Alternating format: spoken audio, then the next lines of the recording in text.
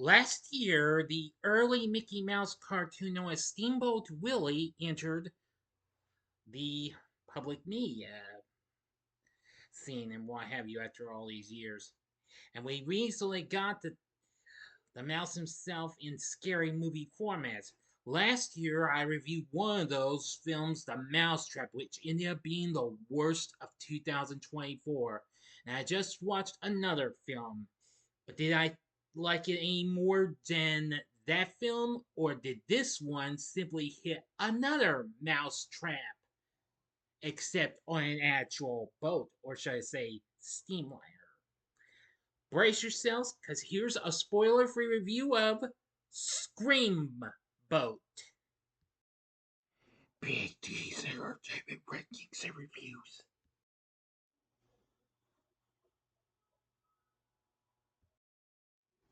So, greetings, my fellow YouTubers, and welcome to Big D's Entertainment Rankings and Reviews. I'm the Big D, and this time around, I bring to you a spoiler free review of the 2025 comedy horror flick Screamboat. Released by Iconic Events Releasing, produced through Sleight of Hand Productions, Cowley Pictures, and Fuzz on the Lens Productions. Directed by Stephen Lamarte, or Lamort. This is a reimagining of the classic 1928 animated short film with Mickey Mouse himself, Steamboat Willie. And this is a real, actual Steamboat Willie horror type flick, unlike what we got with that crappy film, The Mousetrap. Anyway, the plot follows a group of New Yorkers who are terrorized by a monstrous mouse named Steamboat Willie, played by none other than Art the Clown himself, David Howard Thornton. This film also has Alison Patel, Amy Schumacher, who's also the casting director of the film, Jesse Posey, Kaylee Hyman, Jesse Cove, and Jarlath Conroy. The film was released earlier this year in April. Now, though the Walt Disney Company does retain exclusive rights to its own Mickey Mouse universe, the Steamboat Willie version of the iconic character entered the public domain last year. And one day later, Screamboat was announced. And like Mousetrap, it got a little bit better response, but it was mixed though. Aboard an old Staten Island ferry named Mortimer, maintenance workers Neil and Dominique inadvertently release a mutant mouse, Steamboat Willie, from a sealed chamber below deck. The sentient humanoid rodent kills Neil before attacking Dominique. Selena, a bartender with disillusioned dreams of becoming an artist, races to the ferry to escape a quintet of obnoxious socialites drunkenly celebrating a birthday. Selena has a meet cute moment with Pete, a ferry employee, who helps her get away from the girls. Selena and Pete later reunite aboard the ferry. While alone, Selena witnesses Willie, who exhibits a romantic attraction to her. Murdering a police officer, Selena tries to alert Pete, an EMT named Amber, police officer Lieutenant Diaz, and First Mate Tommy, but no one believes her wild claim about a homicidal mouse wearing a hat and tiny trousers. After brutally strangling Captain Bill Clark to death, Willie redirects the ferry's course. Throughout the rest of the night, Willie kills numerous passengers, including birthday girl Cindy and her friends, as well as several cops and deckhands. Now, that's all the story I will give to you. If you want to know what happens throughout this, then you must watch the movie. Now, my thoughts on Screamboat, I am going to say I liked it a little, not a whole lot. At least it was way better than Mousetrap. This is a pretty fair film. I still wouldn't say it was great by any means, but at least I liked it more than Mousetrap. With music by Yale Binamore and Charles Henri Avalage. I'm sorry if I mispronounced those names. The music's fine, what have you. And yes, you do hear that iconic whistling tune from Steamboat Willie in the film, as a matter of fact. That I think made this pretty fair and what have you. Rotten Tomatoes has a score of 53, and Metacritic has a score of 44. After it made its premiere in Manhattan just a day before it was released for a limited time, SI Live reported that with David Howard Thornton prancing around the boat as the title role of Willie, this horror comedy had the theater roaring with laughter. Excuse me. Yes, I found some of the film to be a little humorous and what have you, and really crazy and warped out and what have you. Well, I say I didn't like this a lot, and I hope that's understanding to y'all, but at least, again, I won't sound like a broken record or anything, but Variety finds the movie fun as there's an illicit thrill of desecrating powerful brands like Disney. And the reviewer for Variety, Pierre de Bruges, described its manner as channeling the slapstick vibe of directors like Peter Jackson and Eli Roth, with decidedly far from G-rated gags, and concludes the murders may be grisly, but they're played almost entirely for laughs, as are the tossed-off references to any number of Disney movies.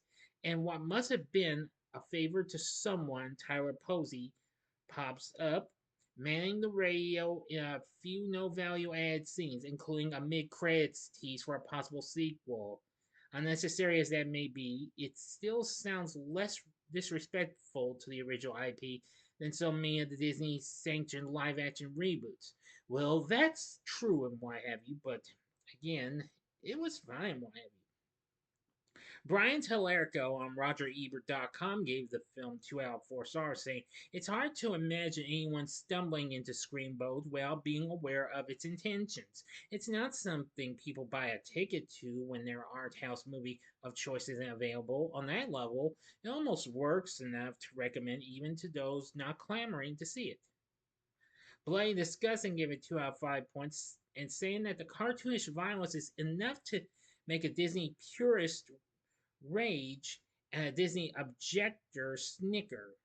The film eagerly aims to please and gives its target audience exactly what they want. The kills don't always live up to the most imaginative of the collection. However, Lamorte gets points for enthusiasm and design. It would be a mistake to overthink the film or overlook its appeal as subversive slapstick. However, like so many comedy bits out there, this movie loses its novelty sooner than later.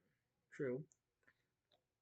Actually, in a list of the 10 most shocking and gory scenes of the movie, Screen Rant finds it similar to the Twisted Childhood universe and the Terrifier movies in the shocking level of gore. And whoever reviewed it commented that the special effects team used practical effects, blood, and prosthetics that are as impressive as they are disturbing to look at. Yeah, I'll give him props for that. Ultimately, this decision paid off, giving the film a campy B film slasher feeling. And said it's also nice to watch a slasher film where not every death happens in the same predictable way. Yes, now I think some of the kills were actually pretty good and what have you. But anyway, at least again, better than Mousetrap. Now, I will give credit to whoever puppeteered Willie and some scenes, but when we see the actual face, David Howard Thornton, Art the Clown of the Terrifier films, and also he recently played the Grinch in the Mean One, played Willie, and I must say, not too bad. Not as good as Art the Clown, though. But a little close. Alison Patel played Selena, who was pretty good. I think some of the characters were hit or miss. Some were nutsoid, like Cindy and her, who was played by Kaylee Hyman, and some of her friends. Anyway, and Jesse Posey played Pete, who was not decent in some ways. Amy Schumacher as EMT Amber, I will give her props for that. Jesse Cove played Lieutenant Diaz, yeah, not too bad.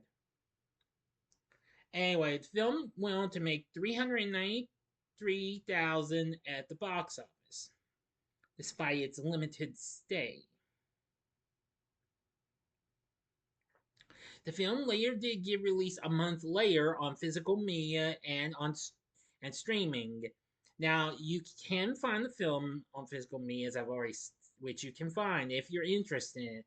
If you want a better film than Mousetrap, then I'd say it's worth a watch, but I'd recommend you only give it a one-time watch. The film is also currently available to stream now on Peacock, which I watched that on there a while ago.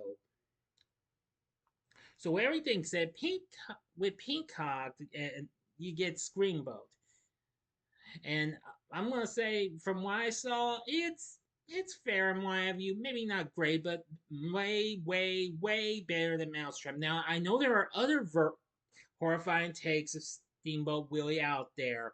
Not really sure if I'll look into them though, but it'll be my decision. So if you're interested, and if you like David Howard Thornton in the main one, yeah, in one of 7 they did outside of Terrifier like the main one, I'd say give Screamboat a try. You might like it. For my score, I'm going to give Screamboat 2.5 stars. On a scale of 1 to 10, I'm going to give it a 5.5, which will mean this won't be eligible to make the worst of rankings, making this only the second film to get that 5.5 next to the Lilo and Stitch remake. So what did you think of Screamboat? Let me know in the comment section below. If you like this video, click the like button, subscribe, and be a part of the Big D Nation. Continue to help support my channel, and you know the rest. Join me next time when I bring to you a review of another film I had just watched on Peacock a while ago today, and that was the latest installment of the Twisted Childhood universe. And that film was Peter Pan's Neverland Nightmare. So, if you like this, check out my reviews for the sequels to the Terrifier itself. In the upper left-hand corner is my review of Terrifier 2, Great Gory Flick. In the upper right-hand corner is my spoiler-free review of last year's big hit, Terrifier 3.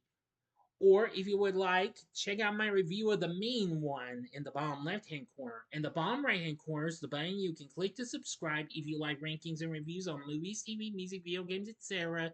Then I'm your guy. Thanks for watching. Until next time, I'm the Big D saying see ya.